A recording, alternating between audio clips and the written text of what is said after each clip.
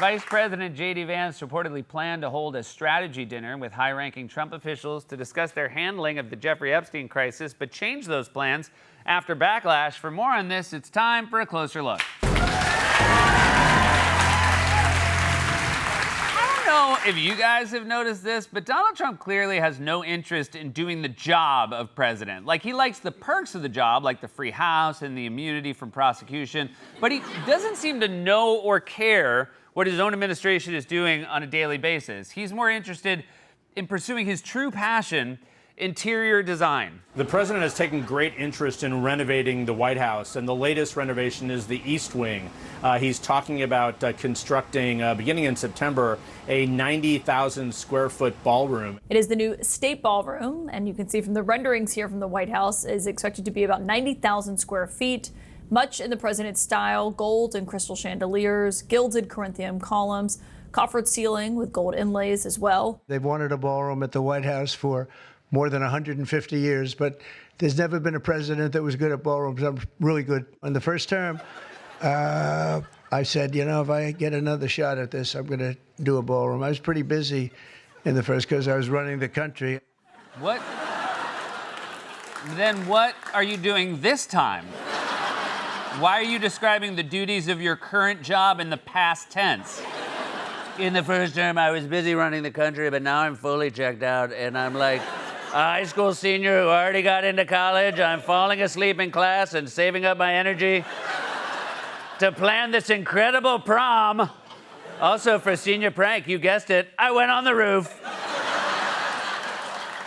Also, it's a 4-year term, and you're not even through the first year. This is how entitled Trump is. He's a checked-out freshman.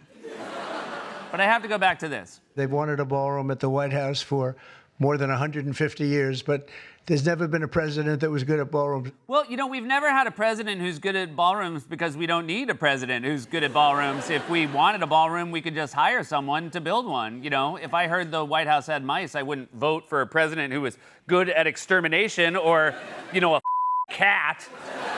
I just assume as president, you could get someone in there and do it for you. Also, I'm not an architect, but it seems to me like ballroom's like the easiest room, just has to be like big and empty. If you want to impress me, design an escape room or, you know, one of those rooms that makes you look big and your friend look tiny. Look, I'm no history expert, but I don't remember it ever being a problem that our presidents weren't good at ballrooms. You know, I watched a ton of those Ken Burns documentaries, but I don't remember Ulysses S. Grant ever sending a letter to his wife that said, "Dearest Julia, now that I've won the Civil War, I aspire to complete my greatest achievement yet, building a ballroom. Yet I feel as though it is a task beyond my meager skills. How high should the ceilings be? What is the best kind of wood to dance on? These are the questions that vex me. I fear I will not be remembered as the president who oversaw Reconstruction, but rather as Ulysses S. Grant. The S stands for sucks at ballrooms." But there's one more.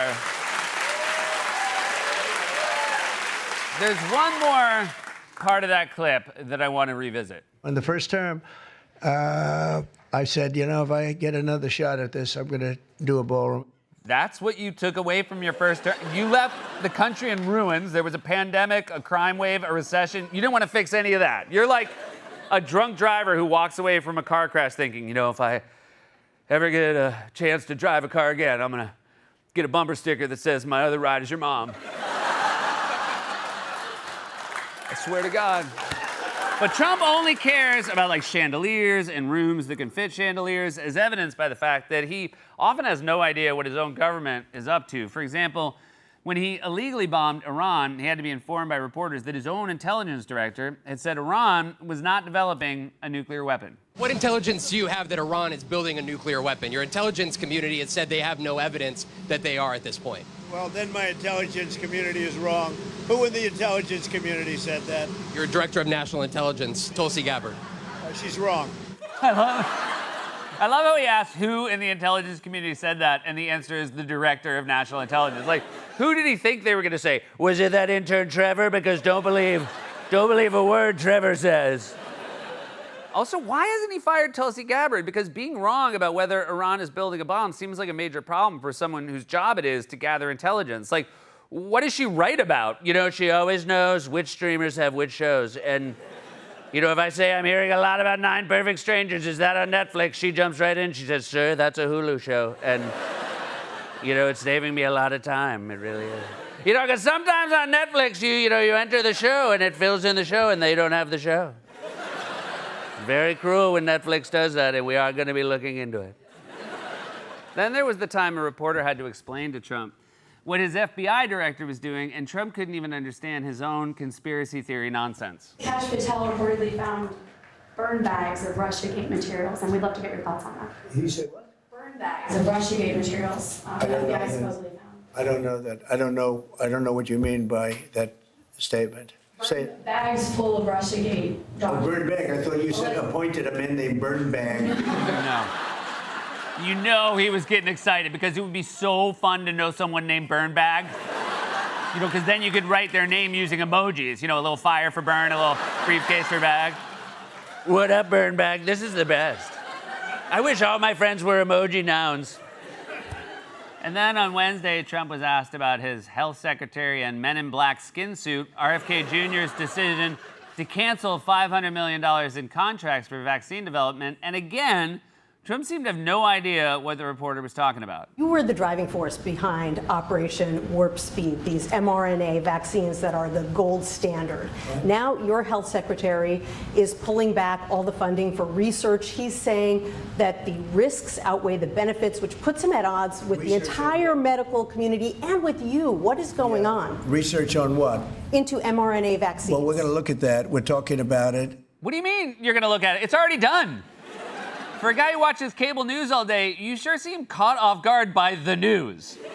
What else is on your schedule for the days before these major decisions are made? You know, I'd like to talk about vaccines, but unfortunately we have meetings all day about a new sun deck we're building on the roof of the White House, a veranda and a grotto. It's very exciting. We've never had a president who was good at grottos before, but now we do.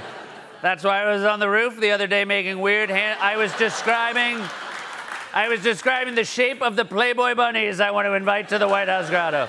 You need the Playboy bunnies because without them, it's not a grotto, it's just a wet cave.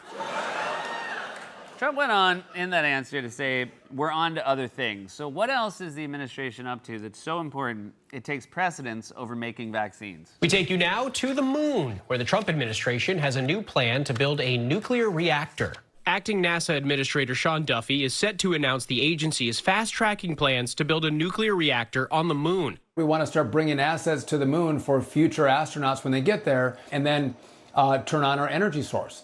And again, this is so important. The moon is complicated. And what's great about Donald Trump is he doesn't live in a box. He doesn't have to play by any rules. Yeah, Trump doesn't play by the rules. Like rule number one at NASA, don't blow up the moon. Also, what do you mean the moon is complicated? Thank you, gym teacher who's covering science class for the afternoon. Sound like you're describing a messy relationship with an ex. Yeah, the moon is complicated. Like, you know, first he's waxing, then he's waning, and it's like, make up your mind, dude. Plus, it's always been hard because, you know, we're long distance. So the Trump administration doesn't think it's important to make vaccines, but they are building a ballroom at the White House and a nuclear reactor on the moon. But what about the number one thing voters elected Trump to fix? Inflation. Prices keep going up, and inflation is actually accelerating, thanks in part to Trump's tariffs. So what can Trump say to ease Americans' concerns about rising consumer costs? I watched this group of people on CNN and MSDNC too, the same thing, where they say, well, costs have gone up. Costs haven't gone up, they've gone down. Oh, costs have gone up. Okay. Great, he's doing new characters now? What was the name of this fictional guy you saw on MSNBC? Oh, was it? A man named Bird Bag. Yeah. He's not a real dude. He's not a real guy. And then Burnbag. My guess is Trump doesn't know or care what's happening with consumer prices because he's so distracted by the scandal over the Epstein files, which is tearing apart his MAGA base. He flew into a rage again on Wednesday when he was asked about it. The whole thing is a hoax. It's put out by the Democrats, and that's just a way of trying to divert attention to something that's total bullshit. Whoa, language! Do you whisper secrets to Jeffrey Epstein with that mouth? But, of course, it's not bull. It's not bull. According to Trump's own attorney general, who told him he's in the files, or the FBI, which redacted his name and assigned hundreds of agents to flag that name in the files. In fact, the issue has been so explosive for Trump and his MAGA base that his closest confidants had reportedly planned on holding a secretive meeting to discuss it. Just moments ago, CNN reported that tomorrow, Vice President J.D. Vance will host the White House Chief of Staff, FBI Director, Attorney General, and Deputy Attorney General for an evening of discussion and strategy. The goal to have a unified response to the Epstein situation. And if I know one thing about MAGA conspiracy theorists, is that they won't have any follow-up questions about a secretive cabal of government officials holding a private meeting to orchestrate a cover-up at an elite sex trafficking ring led by a billionaire who died in prison under mysterious circumstances. Case closed. Case closed. So Vance had planned on holding an Epstein strategy meeting, which Trump seemed to find out about while standing next to Vance. Mr. President, is Vice President Vance hosting a gathering this evening to talk about how to respond to the Epstein situation? Is he working on what? Is he hosting some kind of gathering of top advisors this evening to talk about how to respond to the Epstein situation? I don't know. I could ask you that question. I don't know of it, but I think here's the man right here. Probably a good move by Vance to not tell Trump about the cover-up dinner. He's such a bad secret keeper. He'd be out in front of the cameras 10 minutes later saying, "We're doing a very strong cover-up on the Epstein. You won't hear about Epstein after this, I can tell you, which is a shame because he could really throw a party. I'm sad he'll never see the ballroom, never see the grotto." But a lesson Vance is going to eventually learn, a lesson everyone around Trump eventually learns, is that no matter how much you try to appease Trump or suck up to him, eventually he's going to betray you. Just take Apple CEO Tim Cook, who appeared with Trump at the meeting in the White House and gave him a gift to curry favor. At the White House, Apple CEO Tim Cook presenting Trump with a glass and gold gift made in the U.S. Tim Cook puts on the Resolute desk a 24-karat gold trophy for the president. The base is 24-karat gold. The top of it that we're looking at right now, that's Corning glass. Is that? It's engraved for President Trump. It's a unique unit of one and is 24-karat gold. I'll take the liberty of setting it up. Wow. There we go. Congratulations, Mr. President. Not only is it embarrassing for Cook, but I guarantee you Trump won't remember what that is or who gave it to him. Within a week, he's going to turn that thing on its side and use it as a plate for one of his Big Macs. So you'd think Tim Cook would have bought himself some goodwill from Trump, but for some reason, Trump decided to make fun of him just moments later. I want to thank Tim Cook. He's a great, great man, a visionary, a businessman, just about every quality he can have other than athleticism. I don't know about that. I'm looking at him. I'm not 100% sure. You're making fun of his physical appearance. Did you also put a kick me sign on his back? Trump burned him so hard he's going to have to change his name from Tim Cook to Burn Bag. Again and again. Elites have folded to Trump. Regular people, however, are showing much more backbone through massive nationwide protests, town halls, where Republicans have been relentlessly booed by their own constituents. If you're in a position of power, you should take a cue from them and remember the lesson of Trumpism. No matter what you do to appease him, it won't work. Whether you're Tulsi Gabbard, Tim Cook, or his own vice president, eventually he'll turn on you and send you to the moon. The moon. This has been a closer look.